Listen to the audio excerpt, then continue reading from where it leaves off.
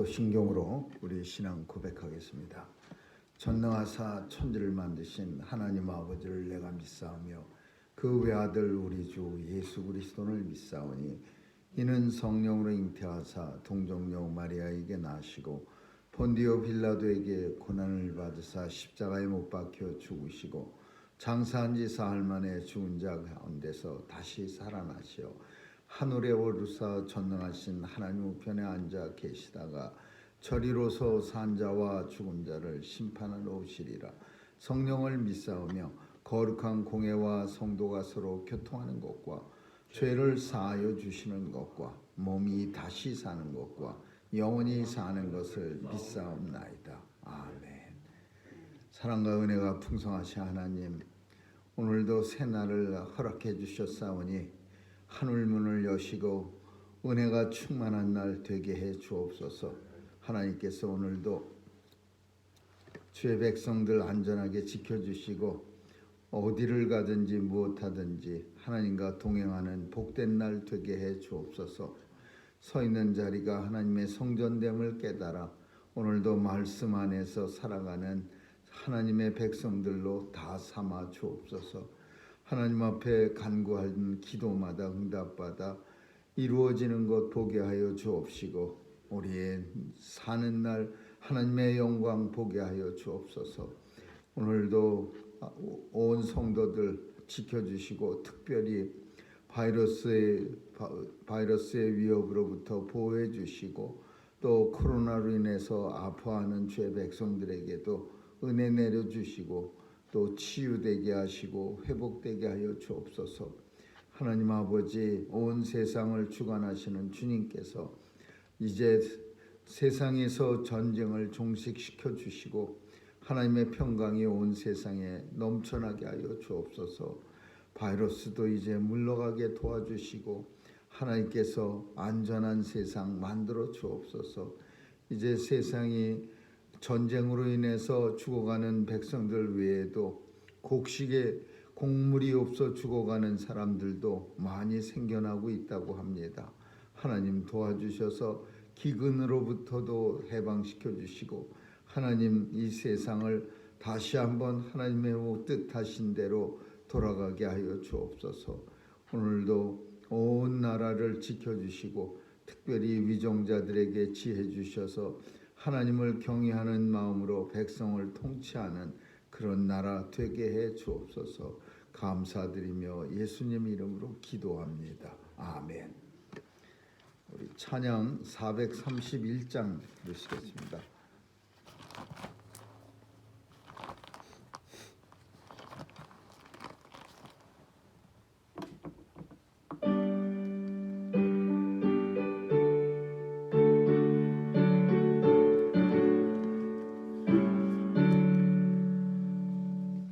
내 주여 뜻대로 행하시옵소서. 온 몸과 영혼을 다 주께 드리니 이 세상 고락한 주인도하시고 날 주관하셔서 뜻대로 하소서. 내 주여 뜻대로 행하시옵소서. 큰 근심 중에도 낙심케 마소서. 주님도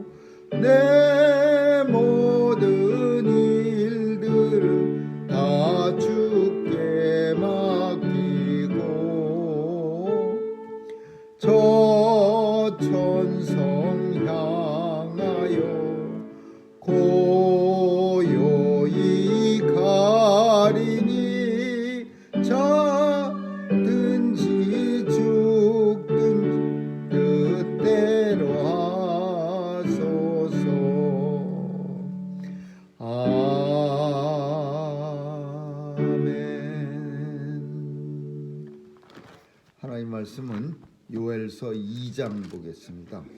요엘서 2장 1절에서 14절까지 한 절씩 교대로 읽습니다. 요엘서 2장 1절에서 14절입니다. 시온에서 나팔을 불며 나의 성산에서 호각을 불어 이 땅 거민으로 다 떨게 할지니 이는 여호와의 날이 이르게 됨이니라. 이제 임박하였으니 곧 어둡고 깜깜한 날이요 빽빽한 구름이 긴 날이라. 새벽빛이 산꼭대기에 높은 것과 같으니 이는 많고 강한 백성이 이르렀습니다. 이 같은 것이 자고 아래로 없었고 이후 세세에 없으리로다. 불이 그들의 앞을 사르며 불꽃이 그들의 뒤를 태우니 그 전의 땅은 에덴 동산 같았으나 그 후의 땅은 황무한 들 같으니 그들을 피한 자가 없도다. 그 모양은 빨갛고 그 달리는 것은 기적 같으니 그들의 산 꼭대기에서 뛰는 소리가 병거 소리와도 같고 불꽃이 초계를 사르는 소리와도 같으며 강한 군사가 항오를 벌이고 싸우는 것 같으니 그 앞에서 만민이 성구하여 하며 우리의 낯빛이 하얘졌다. 그들이 용사같이 달리며 무사같이 성을 더위 잡고 오르며 각기 자기의 길로 행하되 그 항오를 어기지 아니하며 빗자에 부딪히지 아니하고 각기 자기 길로 행하며 병기를 충돌하고 나아가나 삼지 아니하며 성중에 뛰어 들어가며 성 위에 달리며 집에 더위 잡고 오르며 도적같이 창으로 들어가니 그 앞에서 땅이 진동하며 하늘이 떨며 일월이 캄캄하며 별들이 빛을 거두더라. 여호와께서 그 군대 앞에서 소리를 발하시고 그 진은 심히 크고 그 명령을 행하는 자는 강하니 여호와의 날이 크고 심히 두렵도다. 당할 자가 누구이랴. 여호와의 말씀에 너희는 이제라도 금식하며 울며 애통하고 마음을 다하여 내게로 돌아오라 하셨나니 너희는 옷을 찢지 말고 마음을 찢고 너희 하나님 여호와께로 돌아올지어다. 그는 은혜로우시며 자비로우시며 노하기를 더디하시며 인애가 크시사 뜻을 돌이켜 재앙을 내리지 아니하시나니 주께서 혹시 마음과 뜻을 돌이키시고 그 뒤에 복을 끼치사 너희 하나님 여호와께 소제와 전제를 드리게 하지 아니하시는지 누가 알겠느냐. 아멘. 거기까지 읽겠습니다. 나팔 소리가 난다는 것은 이스라엘 백성들에게는 여러 의미를 가지고 있습니다. 전쟁을 알릴 때도 나팔 소리가 났고 또 전진을 이제 앞으로 나아갈 때도 나팔 소리가 났고 또 절기를 알릴 때도 나팔 소리가 났고 그리고 하나님의 심판의 날도 나팔 소리가 난다고 말합니다. 그래서 요한계시록에 보면은 하나님의 나팔 소리 천지 진동할 때에 하나님의 천군 천사들이 나팔을 불어서 이제 심판을 알릴 때도 온 세상에 하나님의 나팔 소리가 천지를 진동시킨다 그렇게 말씀합니다. 그래서 나팔 소리는 이스라엘에게 있어서 굉장히 중요한 그런 의미를 가지고 있습니다. 나팔은 복음을 의미하고 있고 그 나팔 소리를 통해서 복음이 이 땅에서 이루어지는 것, 심판이 이루어지는 것을 이제 우리에게 보여줍니다. 시온에서 나팔을 불며 성산에서 호각을 불어 이 땅 거민으로 다 떨게 할지니 이스라엘 백성들에게 이제 전쟁의 나팔 소리가 들려서 온 땅에 이스라엘 사람들이 다 벌벌 떨게 하는데 이유는 하나님의 날이 이르게 됨이니라. 하나님의 심판의 날이 이르게 됩니다. 이 본문은 어떤 걸 표현하고 있느냐 하면은 메뚜기가 온 이스라엘을 덮쳐서 지금 큰 메뚜기 떼가 이스라엘을 덮쳐서 아주 그냥 먹을 걸 하나도 없이 그냥 어마무시하게 그냥 이스라엘 그 메뚜기 떼의 그런 공격을 말하는 겁니다. 근데 마치 그 요엘 선지자의 눈에는 그 메뚜기 떼가 하나님의 심판같이 보인 거예요.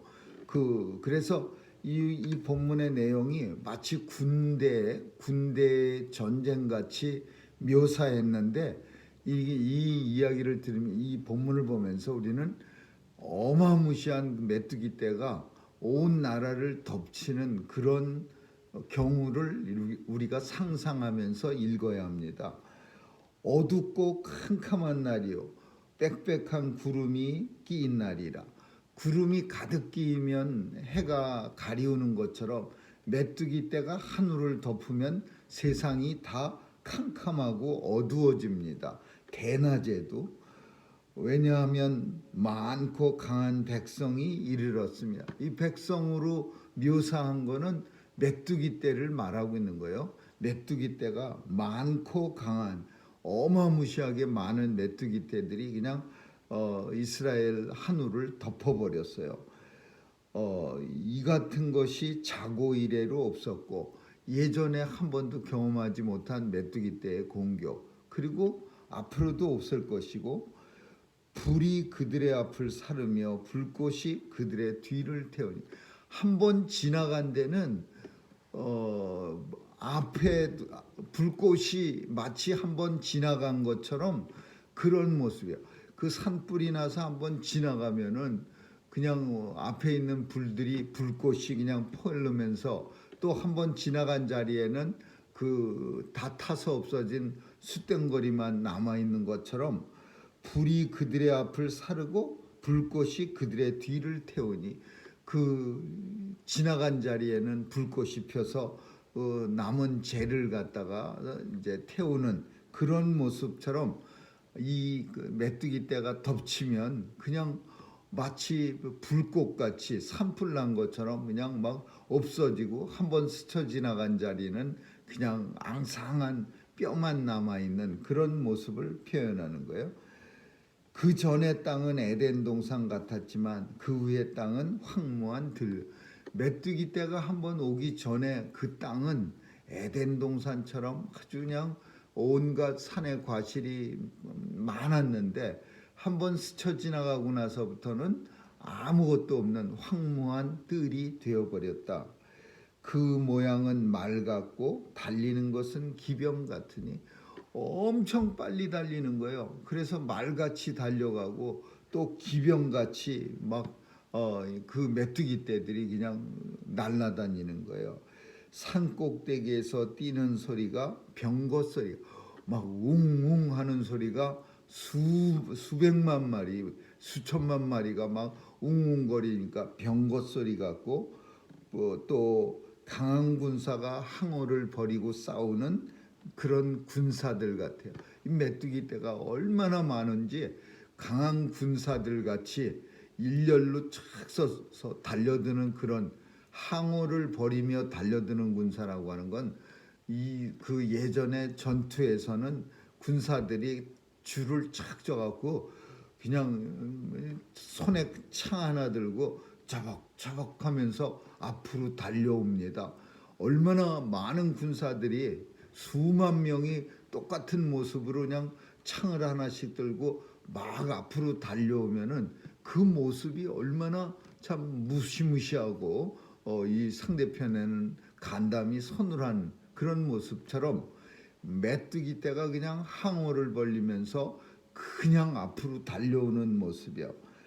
그 앞에서는 만민이 송구하여 무리의 낯빛이 하얘졌도다.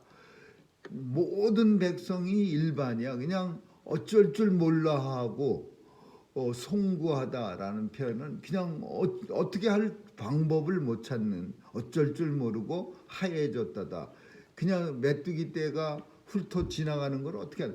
아무리 힘을 써서 손을 휘둘러 봐야 메뚜기 대마리 땅에 떨어지지 어떻게 할 수가 없는 거예요. 그런데 피차에 부닥치지도 않고 각기 자기의 길로 행하며 병기를 충돌하고 나아가지 상치한. 메뚜기 떼가 얼마나 정교하게 이 서로 공격하냐면 이 서로 부닥쳐서 떨어지는 메뚜기도 없이 그냥 각자 자기의 무기를 가지고 이렇게 쳐들어오는 군사같이 메뚜기 떼들이 쫙 날라와서 그 논밭에 있는 먹을 거, 과실 그런 걸 그냥 싹 없애버리는 거예요. 이걸 읽으면서 정말 얼마나 무시무시했을까 그런 생각이 듭니다. 우리는 메뚜기 떼가 온 나라를 뒤덮인 그런 경우는 본 적도 없지만은 외국에서는, 중동에서는, 그리고 중국에서는 가끔 이런 일이 일어난다고 합니다. 근데 그게 그 물살, 그 큰 진짜 폭우로 인해서 쓸려가는 것만큼 이 메뚜기 떼들이 하늘을 덮어갖고 이렇게 어떤 밭이나 논이나 이런 데 덮치면은요, 진짜 그냥 건질 게 하나도 없을 만큼 아주 그냥 황무지가 돼버리는 거예요. 하늘이 시커멓게 되고 메뚜기 떼가 산에 그냥 하늘에서 내려와서 온 들판을 덮어버리면은, 그러면 인생들은 먹을 게 하나도 없어지는 거예요. 그만큼 무서운 게 메뚜기 떼입니다. 그들은 땅이 진동하고 하늘이 떨며 1월이 캄캄하고 별들이 빛을 거두었도다. 얼마나 많은 메뚜기 떼들이 대낮에 왔는지 하늘의 빛이 다 가리워질 만큼 캄캄한 하늘이요. 그러니 이 메뚜기 떼의 어떤 공격은 정말 무시무시한 하나님의 심판 때, 마지막 심판 때와 이 메뚜기 떼의 공격을 절묘하게 이렇게 조화시킨 거예요. 그럼 이게 메뚜기 떼, 이스라엘은 메뚜기 떼가 실제로 덮쳐갖고 이런 환경, 이런 진짜 아주 그냥 끔찍한 일이 벌어지는데, 단순히 요엘서에서 메뚜기 떼가 공격할 겁니다, 그러면 이렇게 끔찍하게 됩니다, 이거 표현한 게 아니라 이제 메뚜기 떼의 공격처럼 심판의 날이 올 겁니다.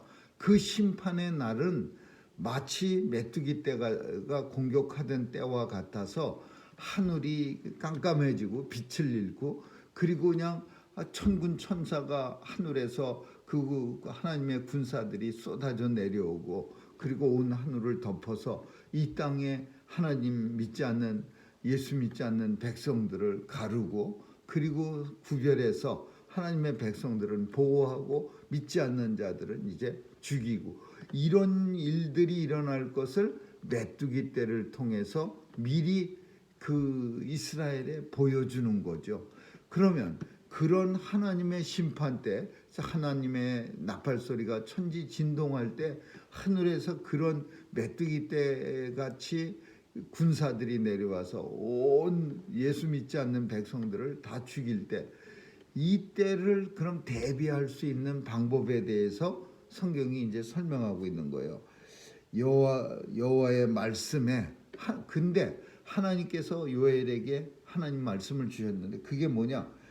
너희는 이제라도, 지금이라도 늦지 않았으니까, 아직 메뚜기 떼가 이 땅을 덮치지 않았으니까 이제라도 금식하고 울고 애통하고 마음을 다하여 내게로 돌아오라. 이제라도라는 표현은 아직 늦지 않았으니까, 아직 그 멸망의 날이, 하나님의 날이 돌아오지 않았으니까 너희는 내게로 돌아오라. 어떻게 돌아오냐? 금식하고 회개하고 울고 곡하고 애통하는 마음으로 내게로 돌아오라. 그러면 하나님 앞에 돌아가는 방법이 어떤 방법이냐? 옷을 찢지 말아라 이거야. 옷 찢지 말고 마음을 찢어라 이거야. 너희는 옷을 찢지 말고 마음을 찢고 내게로 돌아오라. 하나님 앞에 돌아오라. 이스라엘 백성들은 회개하려고 하면은요, 제일 먼저 무슨 행동을 했냐면 옷을 찢는 거예요. 옷을 찢고서 머리에 재를 얹고, 그리고서 땅에 주저앉아서 이제 기도하는 거예요. 근데 이것도 형식으로, 이제 하나님이 형식으로 치우치다 보니까 이제 모든 게 다 형식이 돼버린 거예요. 그냥 회개하는 것까지도 형식이 돼 버린 거야. 옷 찢는 것까지도. 원래 회개는 형식이 아닌데 제사 지내는 것까지만 형식이었었는데 이제 이스라엘 백성들에게는 회개하는 것도 형식이 된 거예요. 그래서 이런 표현은 성경 속에 많지 않습니다. 옷 찢지 말고 마음을 찢어라 이거야. 괜히 겉으로만 번지르만 그런 회개가 목소리만 크고 그냥 뭐 꺼이꺼이 하는 그런 모습의 회개가 아니라 진짜로 마음을 찢는, 마음이 아파하는, 고통스러워하는 그런 회개로 여호와 앞에 나오라 이거죠. 그래서 우리가 회개의 3요소라는 거 우리가 생각해야 합니다. 그냥 단순히 이제 안 그래야겠지 그러면서 결심하는 그게 아니라 지식적 하나님의 말씀을 가지고 무엇이 잘못됐는지를 깨닫고 그 다음에 지정의 정으로는 그 말씀으로 깨달은 죄로 인해서 마음이 아파해야 돼. 감정이 정이라고 하는 감정이 고통스러워야 돼. 내가 왜 그런 일을 했을까? 내가 왜 참 거죽은 멀쩡하게 생겨서 그런 형편없는 행동을 했을까 하면서 마음이 아파야 돼. 그리고 마지막으로 의는 의지야, 의지. 내가 결심해야지. 다시는 내가 이런 행동을 하면은 내 손에 장을 짓겠다. 이러면서 주님 안에서 결단하는 거예요. 그래서 이게 회개의 3요소야. 마음이 다 중요한 거예요. 그래서 겉옷만 찢지 말고 마음을 찢어라. 그리고 하나님 앞에 돌아오라. 그렇게 돌아오면은 하나님께서 혹 용서해 주신 재앙을 내리지 아니하신다. 왜? 하나님은 은혜로우시고 자비로우시고 노하기를 더디하시고 사랑이 크시고 뜻을 돌이켜 재앙을 내리지 아니하시다. 소돔과 고모라 땅을 갖다가 멸망시킬 때 롯이 그 땅에 살았습니다. 근데 이 롯은 형편없는 사람이었어요. 자기 작은아버지 아브라함과 이렇게 땅을 나눌 때 갈를 때 작은아버지에게 먼저 차지하세요. 그렇게 양보한 게 아니라 이 롯이 댕금 이렇게 싹 살피더니 소돔과 고모라 땅이 눈으로 보기에 아주 그냥 뭐 풍성하고 잘 먹고 잘 사는 것 같이 보이니까 작은아버지는 아브라함이 네가 먼저 선택하라 그러니까 지체 없이 그냥 소돔 땅에 선택했어요. 근데 이 아브라함이 그 척박한 땅에서 하나님의 은혜를 가지고 열심히 살아서 아브라함은 오히려 더 큰 부를 누리게 된 거예요. 근데 나중에 소돔 땅이 너무나 죄가 관영해서 하나님이 롯과 함께 소돔 땅을 멸망시키려고 그랬어요. 이때 아브라함이 하나님 앞에 중보기도 합니다. 우리 조카 롯 제발 그 소돔 땅에 살고 있는데 살려주세요. 그러니까 계속해 갖고서 소돔 땅에 우리가 잘 아는 의인 50명만 있으면 살려주세요. 그러니까 50명도 없다. 40명 있으면 40명도 없다. 30명이 있어. 결국은 소돔 땅은 멸망당하고 아브라함의 중보기도로 인해서 롯과 그 딸들이 나오게 됩니다. 소돔 땅으로부터 탈출해. 근데 롯의 아내는 그 하나님의 은혜로 소돔 땅을 탈출하면서도 그 땅이 그 소돔이라는 데가 너무나 아쉬워요. 그냥 아주 그냥 향락을 즐기던 것도 아쉽고 또 놓고 온 금팔찌도 아쉽고 놓고 온 그 삶이 너무나 그 소돔 땅에 휘황찬란했던 그 밤문화 그 환락이 아쉬워서 하나님은 절대 뒤를 돌아보지 못하게 돌아보면은 소금기둥 된다고 했는데도 이 롯의 아내는 고개를 빼꼼히 들어가고 그냥 뒤쪽을 돌아봤다가 소금기둥이 돼서 아직도 남아있는 그런 불쌍한 사람. 오늘 본문은 이제라도 회개한다면 하나님께서 살려주시리라.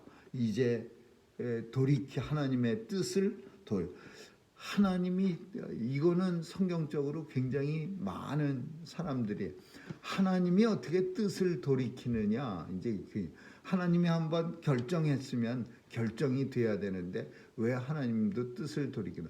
뜻을 돌이킨 경우가 성경 속에 많이 나옵니다. 하나님께 간절히 회개하고 기도하고 또 중보기도 하고 그러면 하나님이 때때로 뜻을 돌이키는 거예요. 그래서 뜻을 돌이켜 이스라엘에 임박한 재앙을 내리지 아니하시나니 주께서 마음과 뜻을 돌이키시고 혹시 복으로 복을 주시고 복을 끼치사 너희 하나님께 소제와 전제를 드리게 하지 아니하실지 누가 알겠느냐. 이 표현이 무슨 표현이냐? 하나님 앞에 예배 드리게 할런지 누가 아느냐. 이거는 뭘 말하고 있어요? 예배 드리게 하신다, 예배를 드릴 수 있도록 허락하신다라는 표현은 아무나 예배 드리는 게 아니다라는 걸 표현해요. 소제와 전제를 너희로 하여금 드리게 하실 수도 있다, 이런 표현이에요. 언제? 회개하고 돌아오면. 그러니까 이 표현은 하나님 앞에 누구라도 다 예배 드릴 수 있지 않다라는 말이야. 예배는 다 똑같지 않다 이 얘기야. 왜?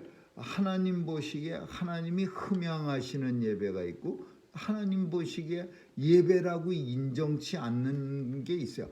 지금 이스라엘이 소제와 전제를 드리지 않냐? 예배를 드리지 않느냐? 그건 아니에요. 지금 이 말씀, 요엘 선지자가 이 말씀을 외칠 때도 소제와 전제를 이스라엘 백성들은 많이 드리고 있어요. 근데 하나님은 그걸 예배 제사라고 여기질 않고 있는 거죠. 근데 회개하면 재앙도 내리지 않고 복을 너희에게 베푸는데 그 복 중에는 제일 큰 복이 너희가 소제와 전제를 내게 드릴 수 있도록 허락해 주겠노라. 예배 드리는 백성이 되게 해 주리라. 그렇게 약속합니다. 오늘 본문은 메뚜기 떼의 어떤 큰 끔찍한 그런 메뚜기 떼의 습격, 이걸 통해서 요엘 선지자는 그 메뚜기 떼의 습격과 연결해서 하나님의 심판의 날을 예표하고 있는 거예요. 미리 보여주고 있는 거예요. 하나님 나팔 소리가 날 때 메뚜기 떼가 온 이스라엘을 덮쳐서 큰 재앙을 퍼붓듯이 하나님의 나팔 소리가 날 때 천군 천사가 내려와서 온 세상을 심판하리라. 그러나 그때가 이르기 전 아직 되지 않았으니까 이제라도 마음을 돌이켜 하나님 앞에 옷을 찢지 말고 마음을 찢고 하나님 앞에 돌아오면, 회개하면 하나님께서 너희를 받아주시고 예배하는 자로 삼아 주시겠다, 이 내용입니다. 아무쪼록 오늘도 하나님 앞에 예배하는 자로 살아가는 것이 얼마나 큰 축복인가를 우리가 깊이 깨닫는 그런 은혜의 시간 되시기를 주님의 이름으로 축원합니다. 기도하겠습니다. 좋으신 하나님 감사합니다. 온 세상에 심판의 날에 어둠이 넘칠 때에도 우리 하나님의 백성들은 주께서 친히 보호해 주셔서 어미 암탉이 병아리들을 품듯이 하나님의 품 안에서 안전하게 지낼 수 있다는 사실을 깊이 깨닫고 하나님 앞에 감사드리며 오늘도 신령과 진정으로 예배하는 자로 살아가게 하심을 감사드립니다. 오늘도 온종일 주님과 동행하게 하여 주옵시고 복된 발걸음 되게 해 주옵소서. 감사드리며 예수님 이름으로 기도합니다. 아멘. 주기도문으로 마치겠습니다. 하늘에 계신 우리 아버지, 이름이 거룩히 여김을 받으시오. 나라에 임하옵시며 뜻이 하늘에서 이룬 것 같이 땅에서도 이루어지이다. 오늘날 우리에게 일용할 양식을 주옵시고 우리가 우리에게 죄 지은 자를 사하여 준 것 같이 우리의 죄를 사하여 주옵시고 우리를 시험에 들게 하지 마옵시며 다만 악에서 구하옵소서. 대개 나라와 권세와 영광이 아버지께 영원히 있사옵나이다. 아멘.